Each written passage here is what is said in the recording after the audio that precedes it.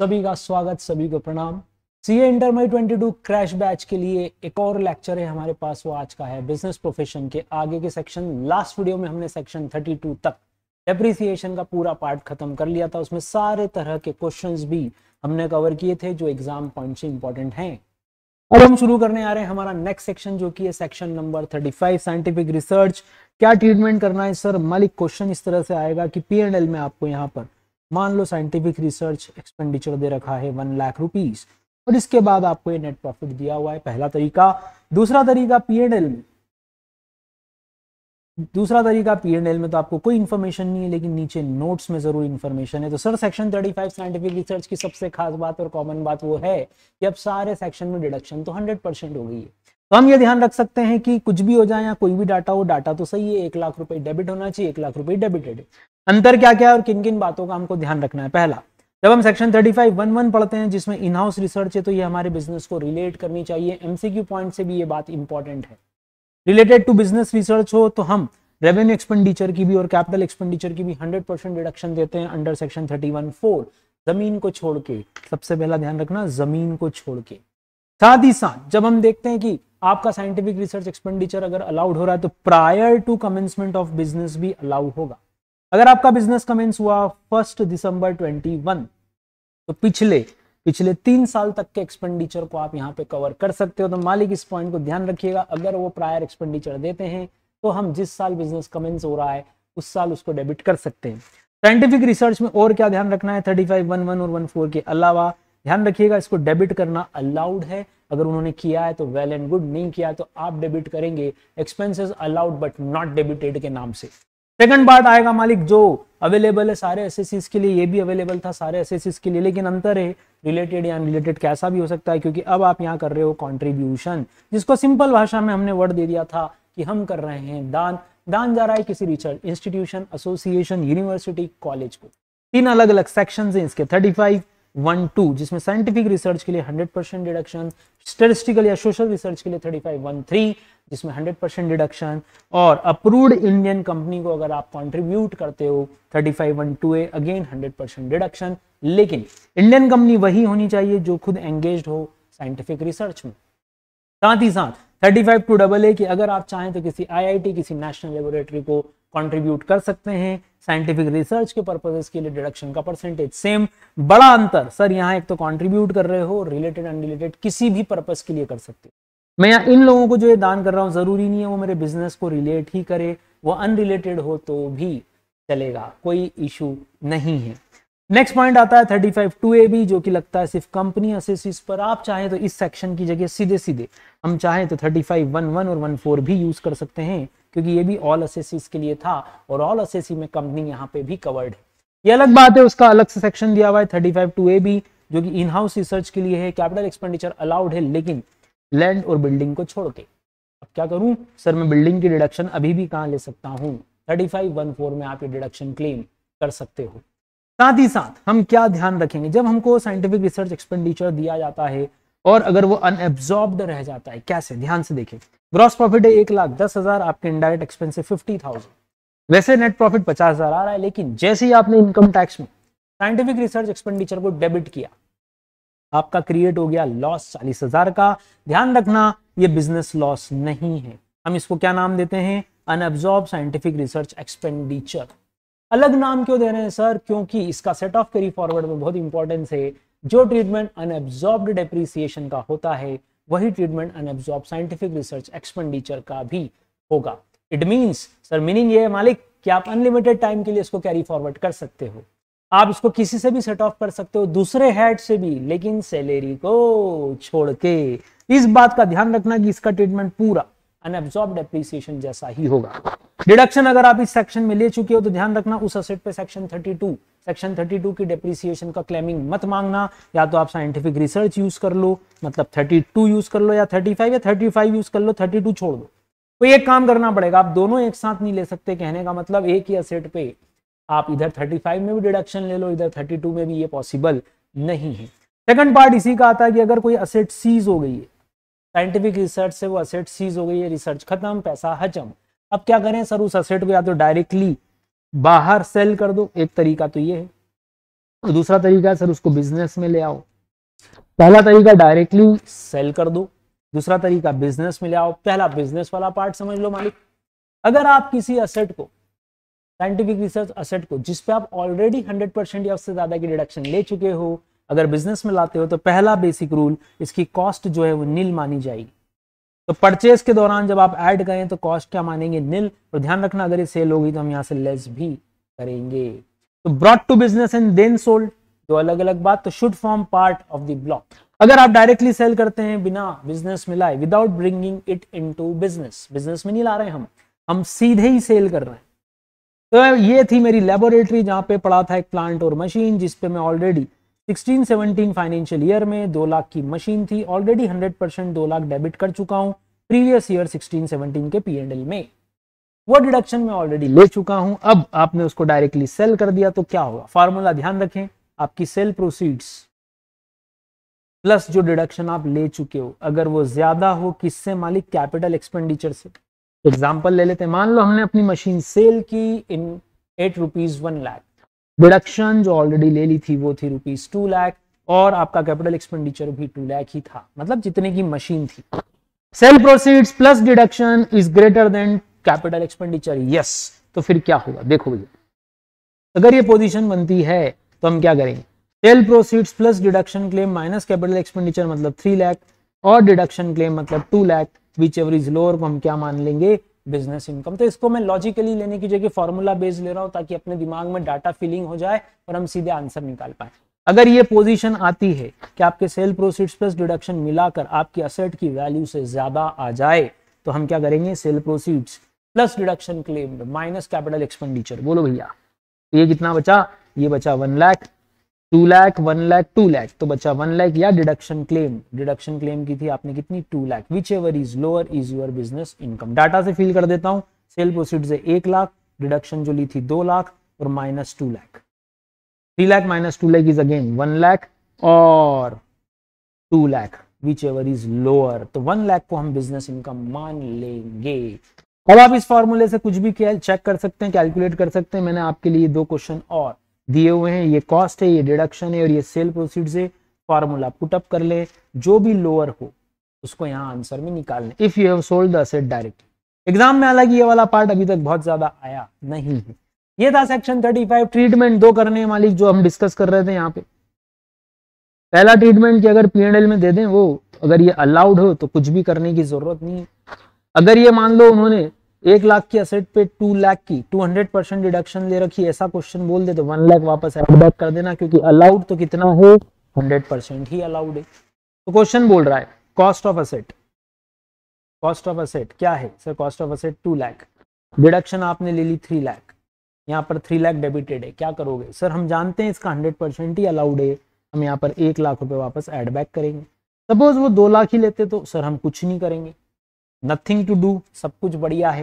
Question में additional information में आपको नोट्स में दे रखा है, he has also contributed for scientific research expenditure rupees 2 lakh. क्या करेंगे सर, अभी इसमें कोई ट्रीटमेंट नहीं है P&L में, हम इसको डिडक्ट करने की कोशिश करेंगे, इसको माइनस कर दीजिएगा, नेट प्रॉफिट में एडजस्ट करेंगे। ये था ओवरऑल दोस्तों सेक्शन नंबर 35, छोटी सी कहानी। नेक्स्ट एक और इंपॉर्टेंट सेक्शन है, वो है 35 AD, जिसपे एग्जाम में कई बार डायरेक्टली क्वेश्चन आया हुआ है, हमारे मॉड्यूल में भी इस तरह के क्वेश्चंस हैं। सेक्शन 35 AD के ऊपर आते हैं मालिक। हम सभी जानते हैं 35 AD में जो भी बिजनेस है उसका नेचर कैसा है, स्पेसिफाइड बिजनेस, बिजनेस का नाम, एक रीडिंग जरूर लीजिएगा, cold chain facilities, warehouse for agriculture produce, warehouse for agriculture produce, what does it mean sir, ध्यान रखिएगा क्वेश्चन में वो एग्रीकल्चर प्रोड्यूस ही बोल रहे हैं या कुछ और। जैसे कि क्वेश्चन बोल दे बिस्किट्स या चिप्स स्टोर करने के लिए ये वेयरहाउस का यूज हो रहा है, तो सर ये 35 AD की एसेट नहीं होगी, इस पे आप क्या ले सकते हो, सेक्शन 32 में डेप्रिसिएशन। एग्जाम में क्वेश्चन इस तरह से आया, आपने एक वेयरहाउस बनाया जिसमें आप एग्रीकल्चर प्रोड्यूस स्टोर कर रहे हो, तो ये 35 AD में ये बिल्डिंग जा सकती है, आप इसकी 100% डिडक्शन ले सकते हो। लेकिन क्वेश्चन बोल दे कि यही वेयरहाउस आपने जो बनाया वो चिप्स के लिए बनाया, पार्ले जी बिस्किट्स के लिए बनाया, है ना, आपको एरियल के पैकेट रखने हैं यहाँ पर, इट मीन सर ये एग्रीकल्चर प्रोड्यूस वाला वेयरहाउस बिल्कुल भी नहीं है। आप इस बिल्डिंग पे अब जो क्लेम करेंगे वो होगा सेक्शन 32 का डेप्रीसिएशन। यहाँ पे आप क्लेम कर रहे थे सेक्शन 35 AD में डिडक्शन। तो क्वेश्चन बहुत ध्यान से देखिएगा कि वो क्या स्टोर करने की बात इस वेयर हाउस में कर रहे हैं। होटल 2 स्टार और above, be keeping warehouse for sugar. Important difference, agriculture produce में मालिक शुगर के यहाँ आ जाता है, शुगर के नाते ये गन्ना, और शुगर के लिए भी यहाँ पे स्पेशल प्रोविजन है कि शुगर स्टोरेज करोगे तो भी 35 AD सेक्शन आप यूज कर सकते हो। असेसी सर सबके लिए section, everyone, each and everyone can use this section, her assessee section को यूज कर सकता है। Deduction sir 100% of what, capital expenditure. तो आपने जो बिल्डिंग बनाई, सपोज वो यहाँ 5 करोड़ की, आप इसको 5 करोड़ रुपए को पूरे को P&L में डेबिट कर सकते हो। तो सर नया पॉइंट क्या सीखा हमने पिछले 2 सेक्शन में, 35 और 35 AD में? सर नया पॉइंट ये सीखा कि P&L में इनकम टैक्स एक्ट आपको कैपिटल एक्सपेंसेस को डेबिट करने की परमिशन दे रहा है। क्या सीखा कि कैपिटल एक्सपेंडिचर को आप P&L में डेबिट कर सकते हो, that is allowed as per income tax section 35 and 35 AD। बोलो मालिक, आया क्या समझ में?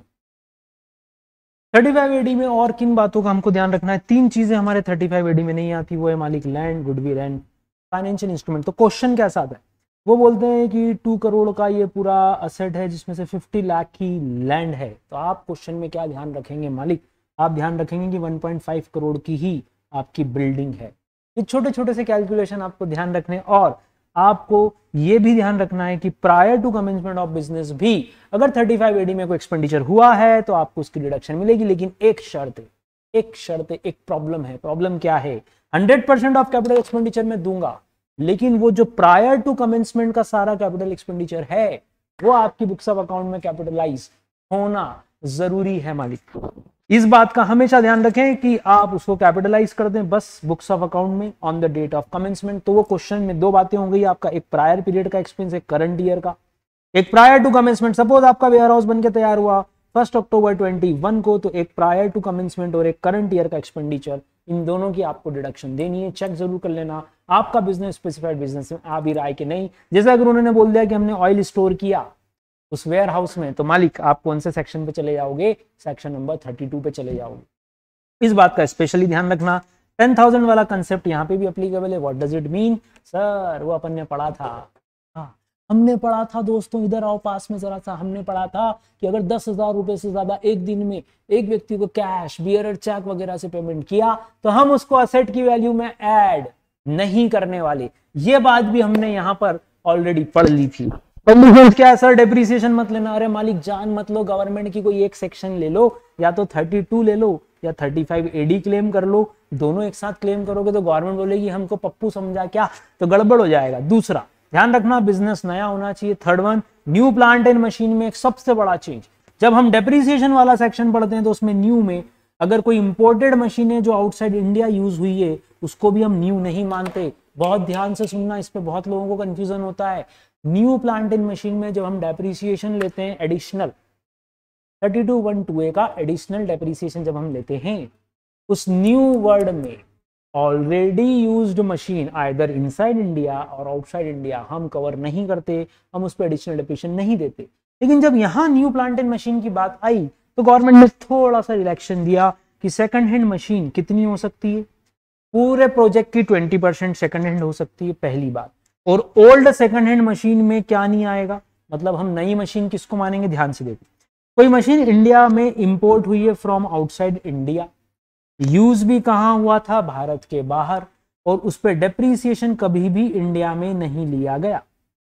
3 कंडीशन बोलो तो मैं मशीन को क्या बोल दूंगा? नई नवेली। क्या बोल दूंगा? नई नवेली, न्यू। कब बोल देंगे? सबसे पहला, if it is imported from outside India, okay.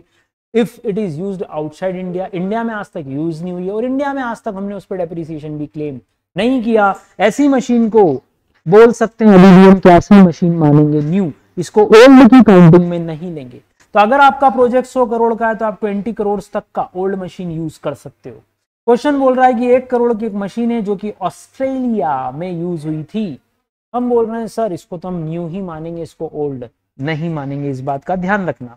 Rate of carry forward of losses के लिए ध्यान रखिएगा 35 AD का अगर हैवी लॉसेस है, आपका प्रॉफिट कम है और 35 AD की डिडक्शन ज्यादा है, प्रॉफिट कम है और 35 AD की डिडक्शन ज्यादा है, it can be set off against the income under the section 35 AD. अब इसमें सबसे इंपॉर्टेंट पॉइंट ध्यान रखना, हो सकता है आपके पास दो होटल्स हो, एक होटल आपने ओपन किया था 2002-3 में जब ये सेक्शन ही नहीं था, और एक होटल है आपके पास 15-16 का ओपन किया हुआ जब ये सेक्शन था। जब आप इस सेक्शन को यूज करते हो, यहां पे मान लो लॉस आ गया 35 एडी का आपको इस वाली होटल पे, सेकंड होटल पे आपने यूज किया, this is your Mumbai hotel, this is your Chennai hotel. क्या करना है, अगर मुंबई होटल को आपने 15-16 में ओपन किया था 35 एडी आप ले रहे हो, वो लॉस आ रहा है, क्या ये इस वाली होटल के प्रॉफिट से सेट ऑफ होगा? यस, क्योंकि बिजनेस एलिजिबल है, बिजनेस एलिजिबल है, भले वो डिडक्शन के लिए एलिजिबल नहीं है, तो हम इस प्रॉफिट से इस लॉस को आराम से सेट ऑफ करेंगे। ये एक बहुत इंपॉर्टेंट पॉइंट है, ध्यान रखिएगा। 35 एडी बिजनेस 35 एडी के बिजनेस से सेट ऑफ होगा, चाहे ये एलिजिबल हो या नहीं।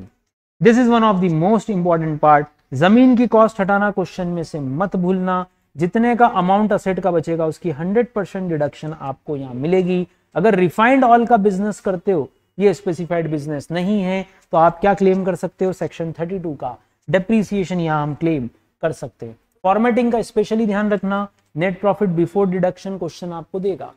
हो सकता है 3 बिजनेस है, आपने वेयरहाउस खोला, फूड ग्रेन, शुगर और ऑयल का, सर ये 35 एडी में कवर नहीं होगा, ये 35 एडी में कवर नहीं हुआ तो आप क्या लोगे? डेप्रीसिएशन। लेकिन मालिक ये दो तो कवर होंगे, फूड ग्रेन और वेयरहाउस, यस, इसमें कोई दिक्कत नहीं है, यहां आप ले रहे हो 35 एडी की deduction. Net profit before claiming section 35 AD is this, इसमें से आपने डिडक्शन लिया, ये 35 एडी का लॉस है, और यहां इस सेक्शन में आपने डेप्रीसिएशन क्लेम किया। डाटा के ऊपर मत जाना, मैं आपको कंसेप्ट और फॉर्मेट बता रहा हूं, डाटा तो आपका क्वेश्चन में दिया हुआ है। बोलिए। अच्छा, एक और खास बात है, अगर आपने 35 एडी का कोई डिडक्शन लिया किसी असेट के ऊपर और बाद में इस असेट को आपने यूज कर लिया, तो कम से कम 8 साल तक आपको इसको यूज करना है, और अगर आपने बाद में इसमें से कोई कंडीशन तोड़ी तो क्या होगा? Suppose you have sold the asset after completing 8 years and you have used the asset for any other business with in 8 years, तो पहली कंडीशन 8 साल तक इस असेट को बाहर मत करना उस बिजनेस से। अगर आपने ये करने की कोशिश की तो डिडक्शन जो दी गई थी वो वापस ले ली जाएगी। कैसे? सपोज 1920 में, प्रीवियस ईयर 1920 में मैंने आपको 5 लाख की डिडक्शन दी थी under this section 35 AD, okay. फिर आपने क्या करा? 21-22 में अपना वो असेट बाहर कर लिया, इस स्पेसिफाइड बिजनेस से नॉन स्पेसिफाइड बिजनेस में लेकर आ गए। अब क्या होगा मालिक? सबसे पहले तो गवर्नमेंट नाराज होगी, गुस्से में देखेगी और बोलेगी भाई तेरे को हमने डिडक्शन दी थी, ये वापस कर। वापस करने का मतलब क्या पैसे मांग रहे हैं? नहीं, वापस करने का मतलब है इसको इनकम बुक कर लिया जाए, इसको अब इनकम बुक कर लिया जाए। तो पहले डिडक्शन कितनी दी थी? 5 लाख रुपीस की, उसको एक इनकम बता दो। अब बिजनेसमैन घूर रहा गवर्नमेंट को, गवर्नमेंट बोली क्या हो गया? बोले भैया मेरे से आपने डिडक्शन तो वापस ले ली, लेकिन आपका रूल है कि अगर 35 एडी नहीं दोगे तो मुझे 32 का डेप्रीसिएशन तो दोगे। तो गवर्नमेंट बोल रही ओके तू ब्लॉक ऑफ असेट में इसको ऐड कर ले। अब ब्लॉक ऑफ असेट में जब हम ऐड करेंगे तो हमारा दिमाग कैसा चलना चाहिए? सुनो, असेट लाए कब थे? 1920 में। उस साल कौन सा सेक्शन लिया था? 35 एडी। 2 साल बाद 1920 हो गया, 2021 में यहां डिडक्शन ली थी, ये साल बीच में गया, 21-22 में आपसे डिडक्शन छीन ली गई क्योंकि आपने कंडीशन तोड़ी। अब आप गवर्नमेंट से बोल रहे हो 2 साल का डेप्रीसिएशन भी दे दो, इसकी रिड्यूस्ड वैल्यू निकालनी पड़ेगी आपको। तो ब्लॉक का कंसेप्ट लगेगा opening plus purchase minus sale equal to closing. तो परचेज में कितनी वैल्यू आएगी, ये हमारा क्वेश्चन है। 5 लाख की असेट थी 1920 में, आप इसमें 1920 का डेप्रीसिएशन लगाओ, 2021 का डेप्रीसिएशन लगाओ और परचेज में रिड्यूस्ड वैल्यू ऐड करो। हो तो बताएं भैया 5 लाख का कितना कितना परसेंट? बोलो मालिक, बोलिए। तो सर मीनिंग क्या है? मीनिंग इतना सा है भाई कि मैंने आपसे डिडक्शन ले ली है ना, तो अब आप क्या बोलोगे? सर हमको पिछले 2 सालों का डेप्रीसिएशन तो दे दो, क्योंकि आपने ये मान लिया कि हम 35 एडी में कवर्ड नहीं है, तो एटलीस्ट हम उन 2 साल में जितना जितना डेप्रीसिएशन लेते हम उसको डेबिट करेंगे। तो बोलो नेट इनकम क्या आएगी? ये फॉर्मूला ध्यान रखना, डिम्ड इनकम 5 लाख माइनस 2 साल का डेप्रीसिएशन जो अलाउएबल था, बची हुई इनकम को बिजनेस इनकम मान के हम क्रेडिट करेंगे। तो बॉस ये यहाँ पे 5 लाख हमने क्रेडिट किया, 2 साल का ये डेप्रीसिएशन लगाना, जैसे मैंने 1920 का लिख रखा है, 5 लाख का 15% इज इक्वल टू 75,000। फिर आप लगाना 4,25,000 का 15%, जो डेप्रीसिएशन आ जाए यहाँ डेबिट कर लेना। मतलब गवर्नमेंट बोल रही है ठीक है हमने तुमसे 35 AD छीन लिया तो इसको डिम्ड इनकम मानेंगे और जितना डेप्रीसिएशन अलाउ हो जाता उतना आप आज ले लो। और अब ब्लॉक में रिड्यूस्ड असेट की वैल्यू यहां सर आप कवर करना, जैसे पहले साल का डेप्रीसिएशन कितना था 75,000, सेकंड ईयर का 4,25,000 का 15%, ये यहाँ रिड्यूस करना। इन दोनों को रिड्यूस करने के बाद कॉस्ट में से जो वैल्यू बचेगी उसको अपने ब्लॉक में ऐड कर लेना। ये बात आ रही है सेक्शन 43(1) के एक्सप्लेनेशन 13 से। तो क्या हुआ, बहुत सिंपल कंसेप्ट, 3 लाइन में बात खत्म कर दें। आपने 8 साल से पहले अगर एसेट को गलत जगह इस्तेमाल किया या बेचने की कोशिश की तो पहला, गवर्नमेंट बोल रही है जो डिडक्शन हमने दी थी हम उसको डीम्ड इनकम मान लेंगे, मतलब क्रेडिट कर देंगे।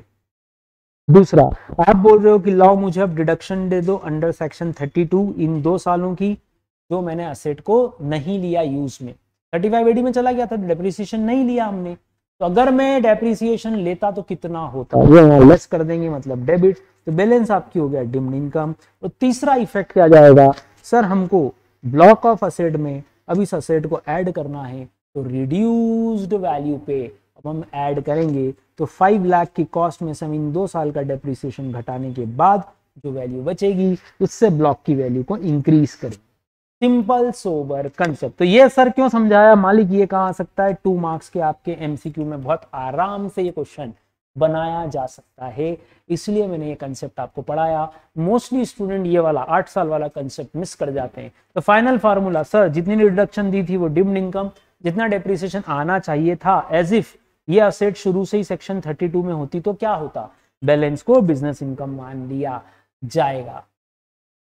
नेक्स्ट सेक्शन जो हमारे पास है मालिक वो है section 35D, amortisation of certain preliminary expenses assess Indian company और a person who is resident in India other than company. Formula बहुत सिंपल, डिडक्शन आपको 20% के हिसाब से मिलेगी of eligible expenditure. Eligible expenditure का फॉर्मूला, जो भी एलिजिबल एक्सपेंडिचर आ जाए, सपोज 1 लाख तो आप बोलोगे हम 20% करके उसको 5 साल में डिडक्शन देंगे। एलिजिबल एक्सपेंडिचर के लिए सबसे पहले चेक करें कंपनी असेसी है कि अदर देन कंपनी। अगर कंपनी असेसी है तो फॉर्मूला है हमारा एक्चुअल एक्सपेंसेस, पहली स्टेप। दूसरी स्टेप, इन दोनों लो, इन दोनों को कंपेयर करो। 5% of cost of project COP और सीई कैपिटल एम्प्लॉयड, इन दोनों में से जो ज्यादा हो वो डाटा यहाँ निकाल के रख लें और उसको कंपेयर करें एक्चुअल से। इन दोनों में से लेना है विच एवर इज लोअर। लेकिन अदर देन कंपनी एसएससी में formula actual expenses of 5% of cost of project which ever is less. छोटा सा फॉर्मूला, डायरेक्ट हम इसको याद करेंगे। नेक्स्ट है हमारे पास 35DD है जो कि वीआरएस की बात करता है। मालिक एसएससी कोई भी हो सकता है। कितने साल की डिडक्शन है दोस्तों, ये भी 5 साल की डिडक्शन है, मतलब 20% in the year of amount paid.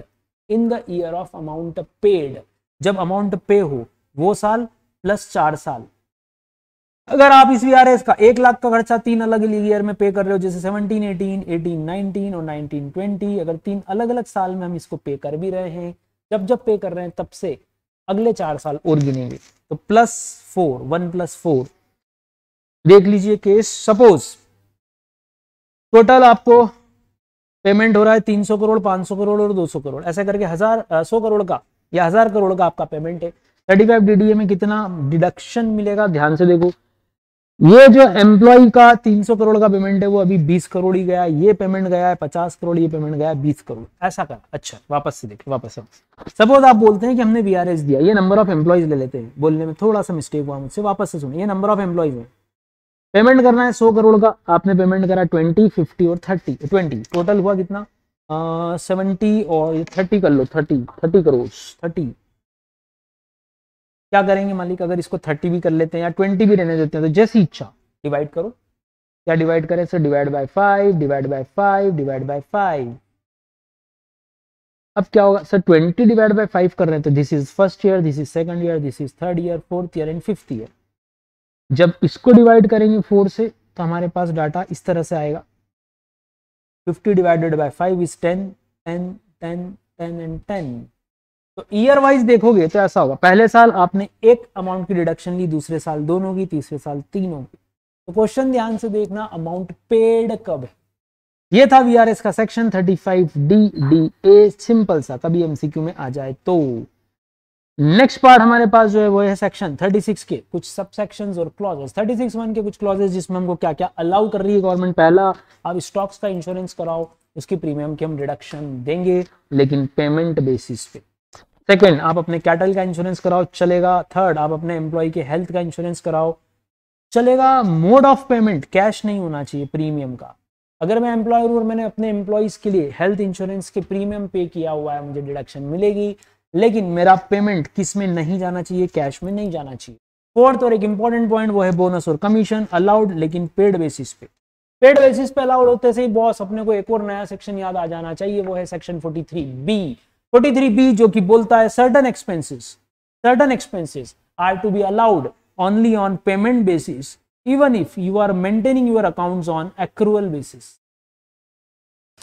कुछ खर्चे जिनका पेमेंट बेसिस पर ही हम डिडक्शन देंगे, भले ही आप उसको अकाउंट्स को अक्रूअल बेसिस पे मेंटेन करो तो भी डिडक्शन तो पेमेंट बेसिस पे। मुझे पेमेंट करनी पड़े सर, ये मेरा फाइनेंशियल ईयर 21-22 इसका रिटर्न फाइलिंग डेट आता है 1 जुलाई में। अगर मान लो मेरी due date of return filing जुलाई है तो इसके पहले आपको पेमेंट करना पड़ेगा। तो देखिए क्या लिखा है, बोनस कमीशन अलाउड है, पेड बेसिस पे अलाउड है, ड्यू बेसिस पे अलाउड नहीं है। It is allowed if it is paid before the due date. कौन सा सर? 139(1) की जो फाइलिंग ऑफ रिटर्न की डेट से, उस डेट से पहले भी अगर आप पे कर दोगे, मतलब गवर्नमेंट बहुत टाइम दे रही है मालिक। दिस इज माई ईयर 21-22, ये एंड हो गया। एंड होने के बाद आपकी रिटर्न फाइलिंग की जो डेट है वहां तक का टाइम अवेलेबल है। अगर आपने 21-22 का बोनस जो आप क्लेम करना चाह रहे हो 100 रुपीज का, वो अगर ड्यूरिंग द ईयर पे किया अलाउड, रिटर्न भरने तक पे किया अलाउड, अगर उसके बाद पे किया तो इस साल डिस अलाउ, और जिस साल वो आपने पे किया मतलब नेक्स्ट ईयर अलाउ हो सकता है, जिस भी साल आप पे करोगे। तो 43B का कंसेप्ट बताएं कौन कौन से केस में लग रहा था। सबसे पहला इंपॉर्टेंट है बोनस और कमीशन, दूसरा इंपॉर्टेंट है लिव इन कैशमेंट। लिव इन कैशमेंट एक बहुत इंपॉर्टेंट कंसेप्ट है। तीसरा interest to banks, interest to financial institution. Fourth payment है सर इनडायरेक्ट टैक्सेस, खासकर जीएसटी। उसके पेमेंट को अगर आप रिटर्न फाइलिंग तक भी ड्यू करके पे कर दोगे ना, हम मान लेंगे कि यार आपको अलाउ कर दी जाएगी। चलें पहले बोनस का सीखते हैं। पेड बेसिस 43B के साथ तो हम लिखेंगे paid basis subject to section 43B। Next, employers contribution पे भी कुछ बातें अलाउड है। Yes, statutory PF, RPF, approved superannuation fund और अप्रूव्ड ग्रेचुइटी फंड। इसका अपोजिट होता है ये सब अनरिकॉग्नाइज्ड या अनअप्रूव्ड है, तो सेक्शन 36, 1, 4 एंड 5। अगर एम्प्लॉयर कंट्रीब्यूट करता है तो statutory provident fund, to RPF, to ASF, approved superannuation fund और एजीएफ, तो इट इज अलाउड, लेकिन ऑन पेड बेसिस। मतलब सर यहाँ पर 43B लग गया। 43B क्या बोलता है, मालिक ये सारे एम्प्लॉयर कंट्रीब्यूशन के जो पेमेंट है जो आप P&L में यहाँ डेबिट कर रहे हो, ये हम अलाउ तो कर देंगे, लेकिन तभी जब या तो ड्यूरिंग द ईयर पे हो जाए या ईयर एंड होने से लेकर आपका रिटर्न फाइलिंग तक भी ये पे हो जाए।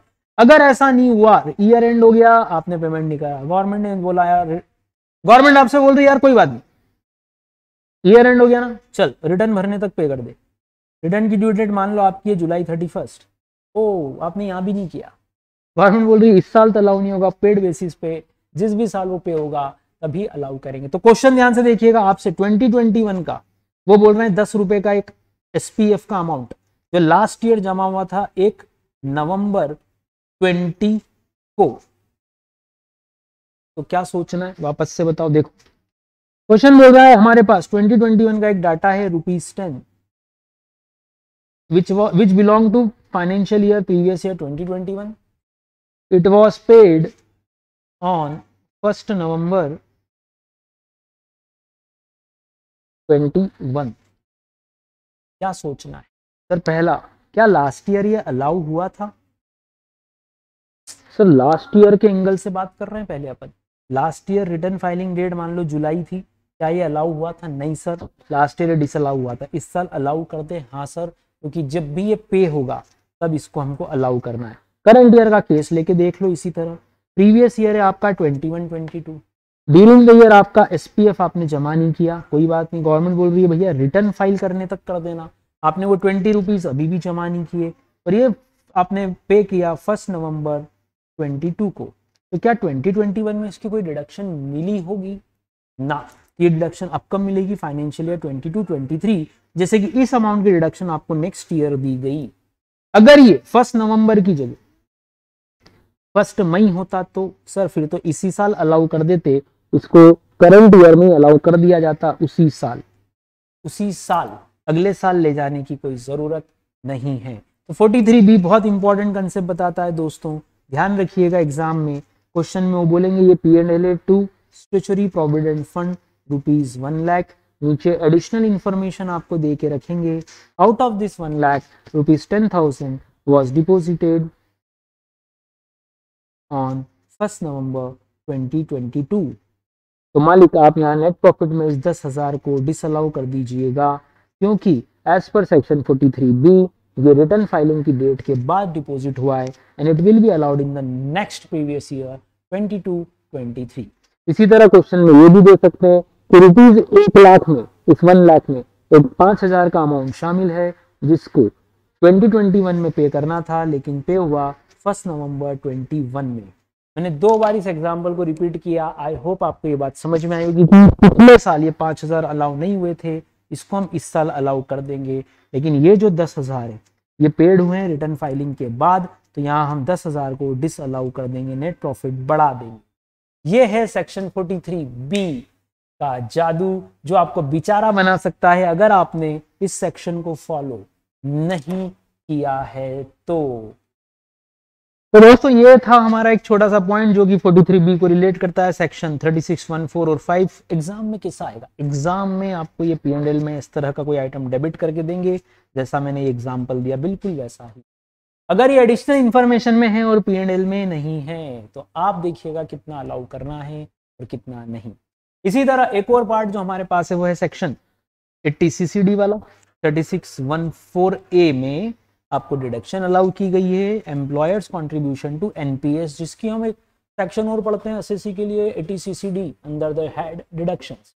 एम्प्लॉयर क्या कर रहा है मालिक, एम्प्लॉयर एम्प्लॉय के लिए 80CCD के तहत एनपीएस में कंट्रीब्यूट कर रहा है या सेंट्रल गवर्नमेंट की पेंशन स्कीम में वो कंट्रीब्यूट कर रहा है। आप याद कीजिए, एक तो ये अप्रूव्ड फंड है इसीलिए अलाउ तो करेंगे। कितना मैक्सिमम एक एम्प्लॉयर को हम अलाउ करेंगे तो ध्यान रखिएगा, एक्चुअल कंट्रीब्यूशन या 10% ऑफ सैलरी। एक्चुअल कंट्रीब्यूशन या 10% ऑफ सैलरी। सर सैलरी का मतलब, ओ वेरी गुड क्वेश्चन, सैलरी का मतलब sir basic plus DA conditional. यार ये तो सर सैलरी में भी पढ़ा था, सैलरी चैप्टर में भी आप उस इंडिविजुअल असेसी के लिए ये डिडक्शन देते हो उसके कॉन्ट्रीब्यूशंस के ऊपर। यहाँ हम अभी बात कर रहे हैं बिजनेस प्रोफेशन हेड की, मतलब हम बात कर रहे हैं अभी एम्प्लॉयर्स कॉन्ट्रीब्यूशन टू एनपीएस और सीजीपीएस।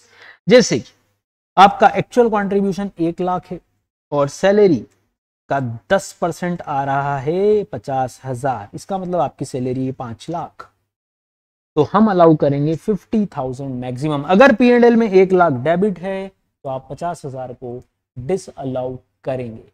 सेकंड केस लेते हैं, सपोज एम्प्लॉयर ने कंट्रीब्यूट किया ₹1 लाख और हमारा सैलरी आ रहा है बेसिक प्लस डीए मिला के 12 लाख, दैट इज 1,20,000, 10% आ रहा है।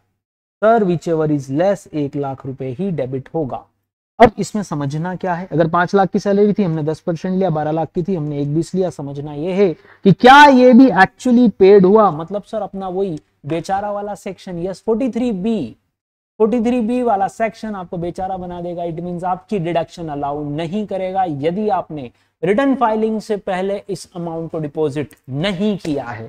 तो 80CCD का आप हमेशा ध्यान रखिएगा मालिक कि 43B इसके ऊपर भी लगता है अंडर सेक्शन 3614A। तो कंट्रीब्यूशन के ऊपर हमारे पास है 3614, 3615 एंड 3614A। अप्रूव्ड फंड में कंट्रीब्यूशन हमेशा अलाउड है, लेकिन पेड बेसिस पे, और पे भी कब करना है सर, ड्यूरिंग द ईयर कर दो, गुड। ड्यूरिंग द ईयर नहीं कर पाए तो till the date of filing of return under 139(1) कर दो, चलेगा। उसके बाद किया तो अगला साल, अगले साल देखेंगे भाई, इस बार तो अब कुछ नहीं हो पाएगा। नेक्स्ट मालिक, amount received by employer for employee as contribution what to PF superannuation gratuity to be deposited by employer. कब, ध्यान से सुनिए, अभी तक हम बात कर रहे थे एम्प्लॉयर्स कंट्रीब्यूशन की, एम्प्लॉयर्स है ना, एम्प्लॉयर्स कंट्रीब्यूशन के आपने सेक्शन देखे 3614, अब हम बात कर रहे हैं यहां पर एम्प्लॉइज कंट्रीब्यूशन। P&L में जब हम डेबिट करते हैं तो दोनों पार्ट डेबिट हो करता है। बिजनेस प्रोफेशन में कोई भी बिजनेसमैन एम्प्लॉय वाला हिस्सा आपको बहुत टाइम लिमिट के अंदर डिपॉजिट करना पड़ेगा। एग्जाम में अगर वो दो आपको डाटा देते हैं, जैसे कि ये है एम्प्लॉयर कंट्रीब्यूशन और ये है employee contribution to SPF 1 lakh, तो मेरे दोस्तों बहुत ध्यान से इसे आंखें फाड़ फाड़ के बहुत ध्यान से देखिएगा, सुनिए। एम्प्लॉयर्स कंट्रीब्यूशन का डेबिट होना आपको ये बताता है कि आपके पास अभी समय बहुत सारा है, ड्यूरिंग द ईयर जमा कर दो, गुड, ड्यूरिंग द ईयर ना कर पाओ, till the filing of return date भी करोगे चलेगा। लेकिन किंतु परंतु एम्प्लॉय कंट्रीब्यूशन अगर ये जिस मंथ का है, अगर उससे एक दिन भी डिले हुआ, कैसे, देखो सपोज आपका डिपॉजिट करना है आपको पीएफ किस मंथ का, अप्रैल 21। अगर हम रेलिवेंट एक्ट की बात करें, रेलिवेंट एक्ट कौन सा सर, पीएफ के लिए पीएफ एक्ट, ग्रेच्युटी के लिए ग्रेच्युटी एक्ट, सुपरएन्यूएशन फंड का अपने स्कीम और अपने एक्ट। तो कहने का सेंस क्या है, कहने का सेंस ये कि उस एक्ट में जो ड्यू डेट दी है, इनकम टैक्स वाली नहीं, उस एक्ट की जो ड्यू डेट है, सपोज एग्जांपल लेते हैं, अप्रैल का कोई एम्प्लॉई कंट्रीब्यूशन था 50 रुपए का टू पीएफ, ये डिपॉजिट होना चाहिए as per PF act suppose 15 मई को, अगले महीने की 15 तारीख को। अगर अब ये 15 तारीख से पहले डिपॉजिट हो गया तो मैं आपको इसकी डिडक्शन दूंगा। अगर ये एक दिन भी डिले हुआ, 16 मई हुआ, भले ये ड्यूरिंग द ईयर है, लेकिन एक दिन भी डिले हुआ तो मैं आपको इसकी डिडक्शन नहीं प्रोवाइड कर पाऊंगा। तो ये एग्जांपल आपको यहां भी मैंने दिया, देखिए ध्यान से देखिए। Under section 3615A deduction will be allowed if it is deposited on the timely basis as given in the relevant act. तो एम्प्लॉय कंट्रीब्यूशन के लिए आपको उस फंड, उस एक्ट को देखना पड़ेगा जिसमें ये ड्यू डेट्स दे रखी हैं, जैसे हमने एग्जांपल पीएफ का लिया। एम्प्लॉयर कंट्रीब्यूशन के लिए आपके पास साल खत्म होने के बाद, साल ये पूरा एंड हुआ, उसके बाद रिटर्न फाइलिंग तक का भी टाइम अवेलेबल है। लेकिन एम्प्लॉय कंट्रीब्यूशन में एक दिन की भी अगर आपने देरी की तो फिर मैं आपको ये एक्सपेंडिचर कभी भी अलाउ नहीं करूंगा। तो ध्यान रखिएगा, हमको डिडक्शन तभी मिलेगी जब इसको ड्यू डेट के अंदर एज पर दैट एक्ट मतलब उस रेलिवेंट एक्ट के तहत आप जमा कर दो। अगर ये डिपॉजिट नहीं हुआ तो इसको इनकम ट्रीट कर लिया जाएगा। तो इस सेक्शन में ध्यान रखिएगा, आपको एक लाइन याद होना चाहिए कि देर ना हो जाए, कहीं देर ना हो जाए, इस बात का आपको स्पेसिफिकली ध्यान रखना है। नेक्स्ट सेक्शन हमारे पास है वो है दोस्तों इंटरेस्ट। इंटरेस्ट के अलग अलग सेक्शन 3613 में क्या क्या हो सकता है। पहला, क्या हम ऑन कैपिटल पे इंटरेस्ट डेबिट करेंगे। ओ माय गॉड, शर्म नहीं आ रही है ऐसा बोलते हुए कि एक सोल प्रोप्राइटर खुद की कैपिटल का इंटरेस्ट यहाँ डेबिट कर दे, गड़बड़। तो sir it is not allowed as deduction. लेकिन अगर कोई लोन लिया आपने, उस पर इंटरेस्ट पे किया for the acquisition of asset, ये कंसेप्ट तो आपको पहले से ही आता है। जब तक asset put to use position पे नहीं आएगी तब तक का सारा इंटरेस्ट क्या होगा, कैपिटलाइज होगा, और इसके बाद का सारा इंटरेस्ट हम क्या ट्रीट करेंगे, रेवेन्यू मतलब P&L में जा सकता है। तो ध्यान रखिएगा, जब तक असेट इस पोजीशन पे नहीं आ जाए तब तक का पूरा कैपिटलाइज, यहाँ के बाद सारा इंटरेस्ट आप रेवेन्यू में ले जा सकते हो। नेक्स्ट मालिक, खास बात, कंडीशन क्या है जब मैं आपको इंटरेस्ट ऑन बोरोड कैपिटल की डिडक्शन दूंगा। दो अलग अलग केसेस, एक आपने लोन लिया अपने फ्रेंड्स, अपने रिलेटिव, पर्सनल रिलेशंस पे, और एक लिया आपने banks, financial institutions, state corporation, state financial corporation, NBFCs, investment banks, इन सब से आपने, इन्वेस्टमेंट कॉर्पोरेशन, इन सब से आपने लोन लिया। दो हिस्से क्यों कर रहे हैं सर, एक वाले हिस्से पे 43B लगता है जब तक आप एक्चुअली पे नहीं कर दोगे। जैसे कि आपने अगर किससे लोन लिया, एसबीआई से, कितना, 1 करोड़, उसका इस साल का इंटरेस्ट बन रहा है कितना, 10 लाख। अगर ड्यूरिंग द ईयर का ये 10 लाख का इंटरेस्ट आपने, ये 2021 का, 21-22 का ये इंटरेस्ट, या तो आप ड्यूरिंग द ईयर धीरे धीरे पे करते जाओ, या ईयर एंड होने के बाद तक भी पे कर दो। कब, till the date of filing of return, till the date of filing of return. तो मैं आपको ये अलाउ कर दूंगा। और अगर ऐसा नहीं हुआ तो फिर ये अगले साल जब भी पे होगा पेड बेसिस पे अलाउ करेंगे। तो 43B के आपने कौन कौन से सेक्शन देखे। 43B का सबसे पहला पॉइंट पड़ा आपने बोनस कमीशन वाला, जिसमें 43B लग रहा है पेड बेसिस पे अलाउड है, वो भी ईयर एंड होने से लेके आपकी रिटर्न फाइलिंग तक भी पे कर दोगे तो हम अलाउ कर देंगे। तो पहला पॉइंट मेरे पास जो आपके लिए था वो था बोनस कमीशन। दूसरा पॉइंट था employers contribution to approved funds. तीसरा हमारे पास था 80 CCD वाला, स्कीम के लिए अगर आप पे करते हो तो भी मैं अलाउ कर दूंगा। फोर्थ वन आप देख रहे हो अब नया केस, वो है इंटरेस्ट। इंटरेस्ट अगर आप बैंक वगैरह को जब तक पे नहीं कर दोगे तब तक मैं आपको ड्यू बेसिस पे ये इंटरेस्ट अलाउ नहीं करूंगा। गवर्नमेंट ने कहीं ना कहीं अपनी बैंकों को यहाँ से सेव किया, सिक्योर किया कि एक असेसी ऐसा ना हो कि P&L में इंटरेस्ट की डिडक्शन तो ले ले लेकिन वो बैंक्स को कुछ भी पेमेंट ना करे। देखो भैया जैसे ये इंटरेस्ट डेबिटेड है तो लिखा इंटरेस्ट ऑन बैंक लोन। ध्यान से देखिएगा, बैंक वर्ड होना जरूरी है, फाइनेंशियल इंस्टीट्यूशन वर्ड होना जरूरी है। मैं आपको एग्जांपल देता हूं, एक लिखा है to interest on loan borrowed from friend, borrowed from friend. अब क्या अंतर है दोस्तों, ध्यान से देखिए, अगर ये 1 लाख रुपए है और ये 2 लाख रुपए, अगर ये न भी पे हुआ, ये ड्यू बेसिस पे भी मैं आपको अलाउ कर दूंगा, इसमें से 1 रुपया भी आपने पे नहीं किया चलेगा। लेकिन लेकिन लेकिन ये जो 1 लाख रुपीज है, अगर इसमें वो आपको बोल देते हैं इसमें से 90,000 ही पे हुए हैं till the date of filing of return, तो हम दोस्तों इसमें से 10,000 रुपीज को इस साल डिस अलाउ कर देंगे। ये तब अलाउ होगा जब ये पेड होगा। तो अंतर समझिएगा, गवर्नमेंट ने अपने सारे बैंक्स, फाइनेंशियल इंस्टीट्यूशंस, एनबीएफसी को इस सेक्शन से बचाने की कोशिश की है कि भैया असेसी ऐसा ना करे कि इस इंटरेस्ट को डेबिट भी करवा ले, नेट प्रॉफिट घटा भी ले, टैक्स भी कम पे करे और बैंक्स को पे भी ना करे, तो असेसी गाना गाएगा कि मौजा ही मौजा, हा हा हा हा, ऐसा हो जाएगा। बोलो भैया, तो ये एक और सेक्शन 43B यहां पर अप्लाई होता है, इस बात को ध्यान रखना। एनिमल्स अगर बिजनेस में यूज होते हैं तो जिस दिन आप उसको यूजलेस मान लो उसकी डिडक्शन ले लेना। Discount on zero coupon bond, discount के लिए टोटल पीरियड देख लें, कूपन बॉन्ड इशू कब हुआ था और उसको रिडीम कब करना है। अगर कोई चीज इशू हुई थी सपोज ऑन 1 जुलाई 20 और आप रिडीम करना चाहते हो ऑन 31 अक्टूबर 20, तो क्या करना पड़ेगा, डिस्काउंट का जो एक्सपेंस होता है जीरो कूपन बॉन्ड का, हम उसकी डेबिट मांग रहे हैं, हम यहाँ डेबिट करना चाह रहे हैं, तो कैसे करेंगे। गवर्नमेंट ने बोला हम प्रो राटा बेसिस पे अलाउ करेंगे। व्हाट डज इट मीन, चलो भैया गिनना शुरू करते हैं। 1 जुलाई 20 से 31 अक्टूबर 22 कितने मंथ्स हो रहे हैं, 9, 12 और 7। देख लो जुलाई 20 तो 2021 में 9 मंथ्स, 21-22 में 12 मंथ्स और 22-23 में अक्टूबर में रिडीम हो रहा है, मतलब 7 मंथ। गवर्नमेंट बोल रही है भैया टाइम के बेसिस पे इस डिस्काउंट को डिवाइड कर लो।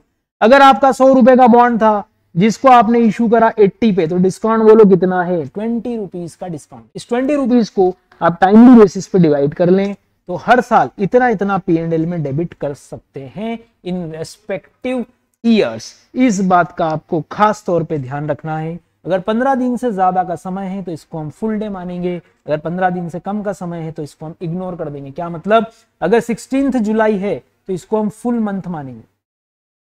रिडेम्पशन डेट क्या है, 16 जुलाई, हम इसको फुल मंथ ही काउंट करेंगे। अभी मैंने यहाँ राउंड फिगर में डेट लिखी 31 अक्टूबर, अगर इसको मैं 16 अक्टूबर करूं तो भी कैलकुलेशन ऐसा ही होगा, लेकिन अगर मैं इसको 2 अक्टूबर कर दूं, 2 अक्टूबर, तो 1 मंथ कम हो जाएगा, अक्टूबर हट जाएगा। Ignore the part. एक और इंपॉर्टेंट सेक्शन जो हमारे लिए डिडक्शन में आता है वो है मालिक बैड डेब्ट्स। बैड डेब्ट्स के लिए सबसे इंपॉर्टेंट 2 कंडीशन। बैड डेब्ट कैसे रिलेट करें सर, टू द बिजनेस की personal, sir to the business. डेब्ट बिजनेस का होगा तो बैड डेब्ट बिजनेस में अलाउ होगा, डेब्ट बिजनेस का नहीं है तो बैड डेब्ट बिजनेस में अलाउ नहीं होगा। डेब्ट जो है ऑलरेडी इनकम बुक हो चुका है, means you have already recorded the sales, so now in any future year you can record the bad debts. कहने का मतलब पहले इनकम शो हो चुका था, एक्चुअली राइट ऑफ किया। प्रोविजन आपको मैं कभी भी अलाउ नहीं करूंगा, प्रोविजन कभी भी अलाउ नहीं होगा, इस बात का आपको ध्यान रखना है। बैड डेब्ट्स रिकवर्ड को हम डिम्ड इनकम मानते हैं, इसका ज्यादातर यूज मालिक सेट ऑफ वाले चैप्टर में ज्यादा होता है। सेट ऑफ वाले चैप्टर में ये वाला पॉइंट हमारे ज्यादा काम का है बजाय बिजनेस प्रोफेशन के। चलिए मालिक एक बार और पुनः क्या क्या देख रहे हैं हम। सबसे पहला प्रोविजन फॉर डाउटफुल डेब्ट्स हम आपको लेस नहीं करने देंगे, बैड डेब्ट अलाउ होगा अगर उसको आपने सचमुच इनकम में शो किया। और आखिरी पॉइंट जो हम देख रहे हैं वो है क्या बैड डेब्ट रिकवर्ड को 41.4 में लेंगे। मैंने आपको बोला ये 41.4 जरूर आएगा, लेकिन खासकर सेट ऑफ वाले चैप्टर में आपके बहुत काम आने वाला है। सेट ऑफ में कैसे काम आता है, देखो वो कई बार क्वेश्चन में क्या करते हैं, आपको जब बहुत सारा डाटा दे देते हैं सेट ऑफ का, अलग अलग आइटम्स दे दिए और उसके बाद वो एक चीज लिख देते हैं बैड डेब्ट्स रिकवर्ड, तो आप ध्यान रखना कि ये पीजीबीपी की इनकम ही है, पीजीबीपी की इनकम ही है, इससे आप दूसरे लॉसेस को सेट ऑफ कर सकते हो। एक तो वहां काम आता है। दूसरा, कई बार वो क्वेश्चन में अगर बैड डेब्ट्स रिकवर दे रहे हैं आपको P&L में, तो इसको रहने देना क्रेडिट साइड में। चलिए मालिक, सपोज ये रिकवरी तब भी हुई जब आपका बिजनेस कंटिन्यू है, तो भी हम इसको इनकम तो बुक करेंगे, ये बात का आपको ध्यान रखना है। फैमिली प्लानिंग एक्सपेंडिचर, जो कि वैसे तो सिर्फ कंपनी एसओसी को अलाउड है, लेकिन एमसीक्यू के पर्पस के लिए रेवेन्यू एक्सपेंडिचर 100%, लेकिन कैपिटल एक्सपेंडिचर 5 इक्वल इंस्टॉलमेंट में ही आपको अलाउ किया जाएगा। ध्यान रखिएगा, फैमिली प्लानिंग एक्सपेंडिचर का अगर कोई लॉस दे रखा हो तो उसका ट्रीटमेंट वैसे ही करना है जैसा कि आप एक अनएब्जॉर्ब डेप्रिसिएशन का ट्रीटमेंट करते हैं या अनएब्जॉर्ब साइंटिफिक रिसर्च एक्सपेंडिचर का ट्रीटमेंट करते हैं। और इसका मतलब ये भी है कि हम इसको सबसे लास्ट में एडजस्ट करने वाले हैं। दो इंपॉर्टेंट आइटम और सिक्योरिटी ट्रांजैक्शन टैक्स और सीटीटी, ये एसएससीज को अलाउड है। कौन से वाले को? जो कि डील करते हैं इन सिक्योरिटीज और इन कमोडिटीज। उन खर्चों की एक्सपेंडिचर की डिडक्शन आपको ध्यान रखना, कैपिटल गेन हेड में कभी भी गलती से भी मत ले लेना, ये सिर्फ उन्हीं को अलाउड है who are dealing in securities under the head business profession. आखिरी सेक्शन हमारे पास जो डिडक्शन का है दोस्तों, वो है सेक्शन 37। सेक्शन 37 जो कि रेसिड्यू सेक्शन है। हम जानते हैं 30 से 36 बहुत स्पेसिफिक सेक्शंस की बात हमने कही थी। सेक्शन 36 के लिए, 30 से 36 के लिए हम जानते हैं स्पेसिफिक पॉइंट के अलावा अब जितने एक्सपेंडिचर बच गए, जितने भी, क्वेश्चन है मालिक सैलरी तो हमने पढ़ाई नहीं कि सैलरी डेबिट होगा या नहीं होगा। Light, electricity, power and fuel, travelling expenses, marketing expenses, advertisement expenses और बहुत बड़ी लिस्ट। उन एक्सपेंडिचर के लिए हम क्या यूज करेंगे? हम यूज करेंगे सेक्शन नंबर 37। 4-5 बातें ध्यान रखिएगा। पहला, ये एक्सपेंडिचर ऑलरेडी 30 से 36 में कवर नहीं है। Second, it should relate to the business and should not be of personal nature. Obviously अब नेचर कैसा होगा? रेवेन्यू। क्यों?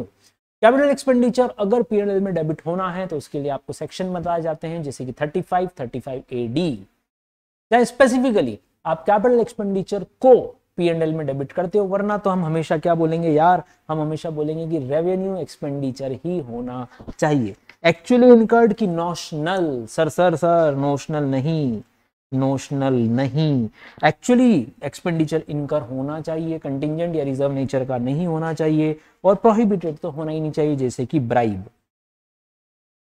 पेनल्टी, है ना, ध्यान रखिएगा। ये आखिरी सेक्शन 37 आपका रेसिड्यू सेक्शन है, जो कि revenue expenditure for the purpose of business और actually incurred during the previous year हो अलाउ कर दीजिएगा, जैसे पावर एंड फ्यूल, जैसे इलेक्ट्रिसिटी, जैसे कि सैलरी, जैसे कि एडवर्टीजमेंट एक्सपेंसेस, कोई भी एक्सपेंडिचर आपको दी जा सकती है। नेक्स्ट था मालिक हमारे पास कुछ चीजें जो अलाउड नहीं है, यहां से हम देखना शुरू कर सकते हैं। सबसे पहला और सबसे इंपॉर्टेंट आइटम है कंसेप्ट। क्या हम इनकम टैक्स को डेबिट करेंगे रेवेन्यू मान के? सर बिल्कुल भी अलाउ नहीं है, स्पेसिफिकली डिसअलाउ है, उसका इंटरेस्ट भी अलाउ नहीं है और उसकी पेनल्टी भी अलाउ नहीं है। इनडायरेक्ट टैक्स सर अलाउ होगा, लेकिन साथ में लग जाएगा 43B। आप जीएसटी पे कर रहे हैं, आप P&L में आप परचेज के साथ या सेल के साथ जीएसटी को इनपुट और आउटपुट में ले रहे हैं, क्या इसकी हमको कहीं डिडक्शन मिल जाएगी? यस, लेकिन सब्जेक्ट टू सेक्शन 43B। तो 43B का एक पॉइंट और बढ़ गया। सबसे पहले हमने देखा बोनस या कमीशन, दूसरा देखा एम्प्लॉयर्स कॉन्ट्रीब्यूशन अंडर 3614 4A5, 3 अलग अलग कॉन्ट्रीब्यूशन वाली बात। फिर हमने देखा sir interest to banks, NBFCs, financial institution, state financial corporation, इन सबको हम अलाउ करेंगे। फिर हमने एक नई चीज देख ली और कि सर अगर इनडायरेक्ट टैक्सेस हैं तो हम 43B में उनको भी कवर करने की कोशिश करेंगे। तो 43B के 3-4 आइटम्स तो हमने ऑलरेडी देख लिए, जिसमें हम डिडक्शन आपको हमेशा कैसे देंगे? पेड बेसिस पे देंगे। ऐसा मैं नहीं बोल रहा मालिक, ऐसा इनकम टैक्स एक्ट आपके लिए प्रिवेल करता है। और ध्यान रखना, भले ही आपकी अकाउंटिंग किस बेसिस पे चल रही हो, ड्यू बेसिस पे चल रही हो, लेकिन डिडक्शन तो आपको जो मिलेगी वो हमेशा आपको पेड बेसिस पे मिलेगी अंडर 43B। इनडायरेक्ट हम अलाउ तो करेंगे, subject to 43B। Penalty allowed नहीं होगी, कुछ भी हो जाए। कौन सा सेक्शन? एक्सप्लेनेशन 1 टू सेक्शन 37(1), ये ध्यान रखिएगा। सैलरी अलाउ करेंगे, यस, एम्प्लॉय की सैलरी ऑलवेज अलाउ, डायरेक्टर्स की salary always allowed, working partner to a firm, yes allow. किसको? सर फर्म को। याद होगा आपको सेक्शन 28 जो कि चार्जिंग सेक्शन का था, वो ये बोलता है कि अगर फर्म से इंटरेस्ट, रेम्यूनरेशन और प्रॉफिट फर्म की तरफ से पार्टनर को गया तो पार्टनर के लिए हेड बिजनेस प्रोफेशन लगेगा, फर्म के लिए एक्सपेंडिचर है, ऑब्वियसली ये डेबिट होना ही चाहिए। तो salary to working partner, working word important है मालिक, स्लीपिंग नहीं। Salary to sleeping partner disallowed, leave salary allowed. याद कीजिए लीव इनकेशमेंट वगैरह के पॉइंट आप सैलरी चैप्टर में पढ़ते हैं, उसमें एम्प्लॉय के लिए ये इनकम होती है, हमारे लिए ये एक्सपेंडिचर है। तो लीव सैलरी का क्या करना है सर, अलाउड तो करना है, लेकिन कौन सा सेक्शन यूज करेंगे, हम यूज करेंगे सेक्शन नंबर 43B, जिसमें वापस से क्या होगा, लीव सैलरी एम्प्लॉयर को अलाउड तो है लेकिन पेड बेसिस पे, या तो ड्यूरिंग द ईयर पे कर दे, या ईयर खत्म होने के बाद up to the date of filing of return. तो ड्यूरिंग द ईयर पे कर दो अलाउड, ड्यूरिंग द ईयर के बाद पे करो अलाउड, लेकिन बिफोर फाइलिंग ऑफ रिटर्न, वरना फिर ये जिस भी साल आप क्या करोगे पे करोगे तब अलाउ होगी। तो 43B का एक और बेचारा वाला नमूना हमारे साथ जुड़ गया, जो कि है leave encashment if actually it is paid up to the date of filing of annual return under section 43B। Next point हमारे पास है वो है advertisement expense. Obviously it should relate to business, personal की बात तो हम करेंगे नहीं। ऑलवेज अलाउड अंडर सेक्शन 37(1), क्या मानते हुए, रेवेन्यू मानते हुए। मुद्दा आता है अगर आप ये एडवर्टीजमेंट एक्सपेंडिचर किसी पॉलिटिकल पार्टी को पे करते हो, payment to a political party, like आपने उनके ब्राउशर में, उनके पैम्पलेट्स में कहीं एडवर्टीजमेंट दिया, तो पहली इंपॉर्टेंट बात ध्यान रखिएगा, पीजीबीपी में सेक्शन 37(2)B में ये डिसअलाउड है, डिसअलाउड है, मना कर दिया। 37(2)B स्पेसिफिकली मना कर रहा है, मत अलाउ करना पॉलिटिकल पार्टी को कोई भी पेमेंट। लेकिन लेकिन लेकिन सर कुछ याद आ रहा है क्या पुराना, हमने पढ़ा 80 जीजीबी जीजीसी, जब आप पीएनएल से इस एक्सपेंडिचर को डिसअलाउ करेंगे, ये पीजीबीपी हेड में डिसअलाउ हो गया, फिर आप जीटीआई निकालेंगे, और जीटीआई के बाद चैप्टर 6A में ये दो सेक्शन पढ़ते हैं हम, वो है 80 जीजीबी जीजीसी। वहां पर जीटीआई के बाद डिडक्शंस में से आप इसी पॉलिटिकल पार्टी का पेमेंट इन सेक्शंस में आप अलाउ कर सकते हो, बोलो। इसी तरह penalty for breach of contract allowed, इसको रेवेन्यू एक्सपेंडिचर माना गया। Penalty for breach of law, इसकी तो हो ही नहीं सकती। सपोज एक्स और वाई के बीच में कॉन्ट्रैक्ट हुआ 1 लाख रुपए का, एक्स ने कॉन्ट्रैक्ट ब्रीच किया, वाई ने इससे कंपनसेशन मांगा, ये बात आप सीए फाउंडेशन में डैमेजेस में पढ़ते हो। एक्स ने कंपनसेशन पे करा, इसको 15,000 रुपए या 15,000 अलाउड है, लेकिन अगर आपने कोई लॉ का रूल तोड़ दिया, जैसे आपने ट्रैफिक सिग्नल ही कुदा दिया, आपकी बिजनेस कार में, आप बोलो ये बिजनेस एक्सपेंडिचर है, नेवर, पेनल्टी कभी भी बिजनेस एक्सपेंडिचर नहीं होगी। नेक्स्ट एक और, कीमैन इंश्योरेंस पॉलिसी पे अगर आप कोई भी खर्चा करते हो तो उसकी प्रीमियम का हम डिडक्शन देंगे टू द असेसी। एक और खास पॉइंट जो कि अलग से हमको बताया गया वो था फार्मा कंपनीज डॉक्टर्स को या मेडिकल प्रोफेशनल्स को, सिंपल भाषा में डॉक्टर्स को यार क्या देती है, फ्रीबीज। फ्रीबीज मतलब आप हमारी सेल बढ़ाओ, हम आपको ये ट्रिप देंगे, हम आपको वो ट्रिप देंगे। तो अपने डॉक्टर्स कई बार मार्केटर्स हो जाते हैं फार्मा कंपनी के, उन फ्रीबीज को हम फार्मा कंपनी के लिए डिडक्शन के तौर पर अलाउ नहीं करेंगे। फार्मा कंपनी बोल रही है हम ये बिजनेस प्रमोट करने के लिए कर रहे हैं, बट ये एडवर्टीजमेंट एक्सपेंडिचर नहीं है, ये किसी भी मैनर में रेवेन्यू एक्सपेंडिचर नहीं माना जाएगा। तो freebies by pharma company to the medical professionals will not be allowed as deduction to whom, to कौन है अपना assessee sir, to pharma company, ये बात ध्यान रखिएगा। Explanation to section 37(1) clear cut बोलता है सीएसआर का कोई भी एक्सपेंडिचर जो कंपनी लॉ में आप करते हो एज पर कंपनीज एक्ट, उसको यहां हम अलाउ नहीं करेंगे। लेकिन ऐसा कोई खर्चा जो सीएसआर से तो बाहर है लेकिन एम्प्लॉइज के बेनिफिट या वेलफेयर के लिए, हम उस खर्चे को यहां पर अलाउ करेंगे। यह आपको बोला गया एक्सप्लेनेशन 2 सेक्शन 37(1) में। और साथ ही साथ सेक्शन 38 बोलता है कोई भी बिल्डिंग, प्लांट, मशीनरी, फर्नीचर जिसपे आप क्या क्लेम करते हो मालिक, डेप्रिसिएशन, रिपेयर्स ना, बिल्डिंग के टैक्सेस, इसको अगर एक्सक्लूसिवली बिजनेस के लिए यूज नहीं किया तो आप जानते हो इसका आंसर क्या है, हम प्रोपोर्शनेटली इसकी डिडक्शन बिजनेस में लेंगे। प्रोपोर्शनेट डिडक्शन हम बिजनेस में करेंगे। सपोज आपने 1 लाख रुपए खर्च कर दिए रिपेयर्स पे फर्नीचर के, जो कि दोनों जगह यूज हो रहा है 50-50, तो हम 50,000 बिजनेस में अलाउ करेंगे, 50,000 हम बिजनेस में अलाउ नहीं करने वाले, इस बात का आप ध्यान रखिएगा। तो दोस्तों ये थी सेक्शन 30 से लेके 37 तक की अलाउंसेस। स्पेसिफिकली लास्ट वीडियो था मेरा, वो प्योरली मेनली किसको कवर करता था, डेप्रिसिएशन के सारे कंसेप्ट्स को हमने कवर किया था इन 40 to 45 मिनट्स डिटेल्ड वर्जन। आज हमने सेक्शन 35 से लेकर बाकी के सारे सेक्शंस कवर कर लिए जो भी डिडक्शन के हमारे बचे हुए थे। नेक्स्ट पार्ट जो हमारे पास होगा वो होगा दोस्तों किसका, डिसअलाउंसेस। डिसअलाउंसेस कहां से शुरू हो रही है, सेक्शन 40A1 यहां से हम डिसअलाउंसेस देख रहे हैं। कैसा ट्रीटमेंट हमको करना है, लाइए देखते हैं फटाफट से इस पॉइंट को देखें। सेक्शन 40A1 और 40A1A, जस्ट सेकंड मालिक। 40A1 और 1A क्या बोलता है, डिसअलाउंस के पहले दो इंपॉर्टेंट पार्ट, सबसे इंपॉर्टेंट आपको चेक करना है कि क्या टीडीएस हुआ। दो अलग अलग बातें, पहला whether TDS deducted and then it is deposited. तो इसका मतलब क्या है, इसका मतलब ये मालिक कि आप कुछ स्पेसिफिक खर्चों को यहाँ P&L में डेबिट करने जा रहे हो। गवर्नमेंट चाहती है इन खर्चों का पेमेंट यदि आउटसाइड इंडिया जा रहा है या इनसाइड इंडिया जा रहा है to a non resident non corporate payer और टू अ फॉरेन कंपनी, तो पेमेंट या तो कहाँ जा रहा है, बाहर। नाम बोलो खर्चों के, स्पेसिफिक एक्सपेंडिचर जो 915, 916, 917 में आप बातें करते हो, इंटरेस्ट, रॉयल्टी और टेक्निकल फीस की, वहां आप एक्सओ आपका ये P&L है, आपने इन तीन एक्सपेंडिचर को यहाँ डेबिट किया। गवर्नमेंट पूछ रही है मालिक ये पेमेंट कहाँ जा रहे हैं, आप बोल रहे हो आउटसाइड इंडिया, या इंडिया में तो है लेकिन किसको, एक नॉन रेसिडेंट है या एक किसी फॉरेन कंपनी पेई को है, पेई मतलब रिसीवर, पेई मतलब रिसीवर। तो हम क्या करेंगे, गवर्नमेंट चाहती है कि मालिक आप जो है इसको टाइम से डिडक्ट करो और फिर टाइम से डिपोजिट करो। टाइम क्या होना चाहिए, देखो वैसे तो लॉजिकली अगर हम ड्यूरिंग द ईयर कोई पेमेंट करते हैं, सपोज आपने अप्रैल में पेमेंट किया, तो आप हाथों हाथ ही यहाँ क्या कर दोगे, टीडीएस कर ही दोगे और इसका अमाउंट आपको कायदे से नेक्स्ट मंथ डिपॉजिट कर देना चाहिए मई 21 में। अगर अप्रैल में मान लो आपने किसी को इंटरेस्ट पे किया, तो आपने नहीं किया कोई बात नहीं, आपसे बोला गया कि ड्यूरिंग द ईयर टीडीएस तो कर ही देना। तो पहली गलती जो आपसे होगी, आपने ड्यूरिंग द ईयर अगर टीडीएस नहीं किया तो ये इस साल तो अलाउ नहीं होगा। आई रिपीट अगेन मालिक, अगर आपने इस साल टीडीएस नहीं किया तो ये एक्सपेंडिचर इस साल तो अलाउ नहीं होगा। सपोज आपने टीडीएस किया 1 अप्रैल 22 को, this expenditure will be allowed in the next year only. 2020, 21, 22 में इसका कुछ भी नहीं होगा।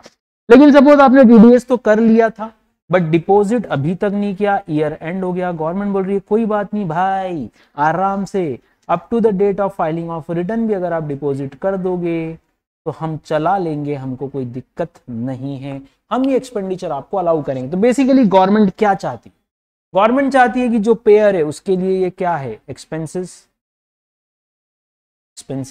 गवर्नमेंट चाहती है कि ये एक्सपेंस जो आप पे कर रहे हो इस पे टीडीएस करो, क्योंकि पेमेंट मान लो या तो बाहर जा रहा है या किसी नॉन रेसिडेंट को जा रहा है, उसका टैक्स आप ही डिडक्ट करके आप ही डिपॉजिट कर दो क्योंकि आप सोर्स हो। आपसे बोला गया डिडक्ट करना, आपने कर दिया लेकिन डिपॉजिट नहीं किया, गवर्नमेंट बोल कोई बात नहीं यहां तक कर देना, आपने उसके बाद डिपॉजिट किया तो 21-22 में ये एक्सपेंडिचर जो है ये अलाउ नहीं होगा। ये जब भी आप पे करोगे तभी अलाउ होगा, जिस भी ईयर में पे करोगे उस ईयर में ये अलाउ हो जाएगा। तो देखिए क्या बोला गया, आपने डिडक्ट करा, डिपॉजिट करा, दो अलग अलग केसेस। पहला डिडक्ट कर लिया लेकिन डिपॉजिट नहीं करा तो भी एक्सपेंडिचर डिसअलाउ। आपने ना डिडक्ट किया ना डिपॉजिट किया, बात ही खत्म हो गई सर। आपने सपोज डिडक्ट कर लिया लेकिन डिपॉजिट नहीं किया तो भी डिसअलाउ। तो एक ही सिचुएशन है जब मैं आपको ये एक्सपेंडिचर अलाउ करूंगा, वो है आपने डिडक्ट भी किया और आपने डिपॉजिट भी किया ड्यूरिंग द फाइनेंशियल ईयर। और कब तक का समय है, कब तक का समय है, हम चाहें तो इसको कब तक डिपॉजिट कर सकते हैं, till the date of filing of return. बोलो मालिक। तो ये बात ध्यान रखना, आपको टाइम तो बहुत सारा यहाँ पर अलाउ किया गया है, तो इस लाइन का ध्यान रखना, deposit up to the date of filing of return. तो दोस्तों ये 1 घंटे का जो लेक्चर है इसमें हमने सारे पॉइंट्स इंपॉर्टेंटली कवर किए, मैंने आपसे डिटेल डिस्कशन किया, ये सिर्फ शॉर्ट रिवीजन या रिकैप नहीं था, हर एक पॉइंट उसका इम्पैक्ट एग्जाम में हमको कैसे देखना है ये मैंने आपको समझाया। नेक्स्ट वीडियो से यहीं से हम कंटिन्यू करेंगे हमारी सारी डिसअलाउंसेस को। ध्यान रखिएगा अपना, राधे राधे।